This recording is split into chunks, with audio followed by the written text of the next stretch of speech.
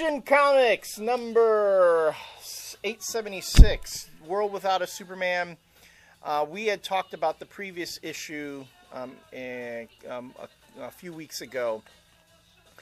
It's the adventures of Nightwing and Flamebird, who are essentially Chris Kent and I wish I could remember her name, damn it. Thara, the head of security for former head of security. The former head of security for New Krypton. She and Chris Kent are posing as Nightwing and Flamebird on Earth, and opposing the Kryptonian sleeper cells that are on Earth right now. Zod has got a plot to not only influence New Krypton but also Earth by having Kryptonian sleepers, and Nightwing and Flamebird are going up against them, capturing them, banishing them to the Phantom Zone. Zod dispatches Ursa to deal with them. And if you saw the end of the last issue, Ursa was ready to execute Thara. And what starts as what could be pretty brutal ends up being even more brutal. And Greg Rucka writes this battle goes almost the entire issue. Yeah. Ursa taking on both Chris and Thara. And it is really brutal. But why am I bringing this up? Yes, why are you bringing it up? Because people have been getting on us about my own opposition towards depictions of violence against women in comics right now. This is a really violent comic book. Okay, but in this case, you have two women fighting it out and going at it pretty well, and it gets pretty bloody. I don't have a problem with this issue, okay? Why do I not have a problem with this issue? Whereas in everything else, I have a problem.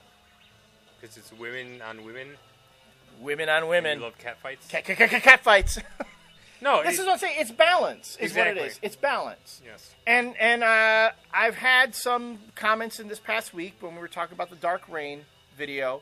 You know, everyone's saying, well, Elliott, men get beat up all the time. They get killed in comic books. You don't seem to have a problem with that. I'm not saying I'm against violence in general. I'm saying in the portrayals of violence, let's give women equal credit. Let's give them due. Let them give it as much as they get it. Let them be able to be heroes in their own stories as well and not constantly victims. In this case, they get to be heroes. Mm-hmm. And on top of that, at the very end, when Thara has a chance to kill Ursa, and even Chris Kent is saying, do it. No. It's it's the other way around. No, when Chris Kent is ready to kill Ursa, and he's going to, to kill her with a kryptonite dagger, and Thara's saying, do it, because if you don't, she's just going to come back after us. Yeah, I did like this right here. Right. We're not pretending anything. We're heroes. We're heroes. Yeah. Chris says, no, we don't kill. Heroes don't kill. Superman would not kill. That's not the way it works. And then Thara was like, well, Superman's not here. And he's like, well, exactly. That's how we're going to play things. As if he were here. Exactly. See, so it seems to me here's a book that kind of embodies everything that I think comics should be. Maybe I'm being an idealist, and I know a lot of the viewers out there get on me. They say, well, I read comics, and you're reading comics in the 60s, and today is different, and blah, blah, blah. You know what? If you can have idealism anywhere, it should be in comic books. Yeah, but you know what? I could really do without the 1990s-esque Extreme Studios art in this book. Well, that's true, too, yeah. I mean, the art is just pretty terrible altogether. But, man, was this book fucking just bloody. It was really pretty bloody. I mean... It was. I was kind of taken aback by it. I mean, for these being Kryptonians, I mean, they were just beating the crap out of each other. And it's approved by the Comics Code, if you can believe that shit. But there was no parental advisory on that one? Well, it's approved by the Comics Code. Yeah.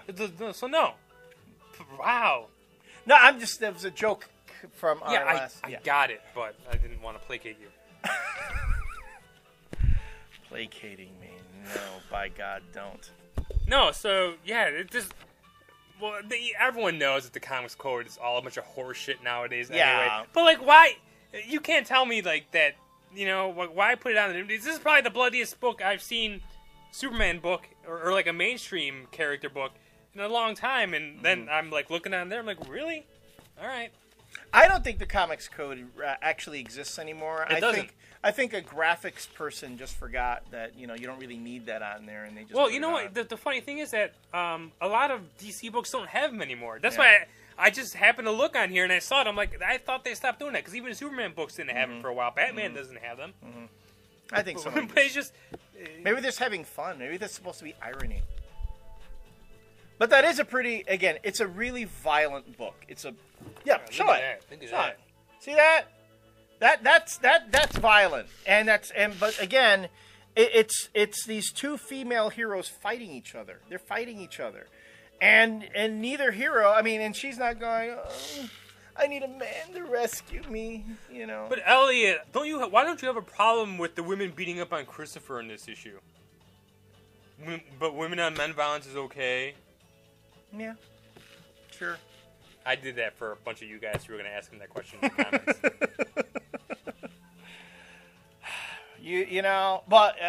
And this is my favorite comment I just got this week. Well, now that we have Hillary Clinton as the most, powerful diplomat in the world, it should be fine. Women being... Yeah, because that balances everything. Everything. Every injustice that's ever been done to women. Centuries of injustice. Centuries. Not being able to vote, being victimized, domestic just like, violence. because we have a black president now, everything should just balance out. Yeah, there's now, right? slavery's erased. That's how it fucking works. Yeah, I just... You see, guys... all we're asking for is a little balance here. A little balance. Is there anything wrong with that? Is there anything wrong with a little idealism? That, the real world, the shit happens in the real world. I know that. Does it have to always be in our comic books? Can't the good guys win in comics? Can't the good guys vanquish evil? Do we have to have the crap... No, but that's boring when the good guys win all the time. We got one of those comments. I think it was from Black Phoenix. I don't remember. And that wasn't a bad comment, but someone made the comment of like, well, heroes win all the time. Doesn't it kind of boring? But that's what they've always done. And it doesn't get boring. No, it doesn't get boring, because you want to know... You want to know what... when villains used to win back in the 80s and 90s, and let me tell you why this Dark Reign thing is bullshit. Kraven's Last Hunt, okay? That story, by the way, I don't know if I ever told this story, but Kraven's Last Hunt was the first real comic book I ever read, superhero. I read G.I. Joe and Transformers before then, but this was the first Spider-Man comic and superhero comic that got me into comics. It was the first part of Kraven's Last Hunt. Holy shit, man, was that comic just dark and disturbing, but it did not cross a line. Kraven takes out Spider-Man in the first 2 issues, shoots him, but with a tranquilizer, buries Spider-Man alive, but he doesn't kill Spider-Man because he wants Spider-Man to know that I'm your better. I beat you. And then what Kraven does is he puts on Spider-Man's mask and tights, and he goes around as Spider-Man for 2 issues, menacing people. So he replaces the hero and just gets that one more up on him.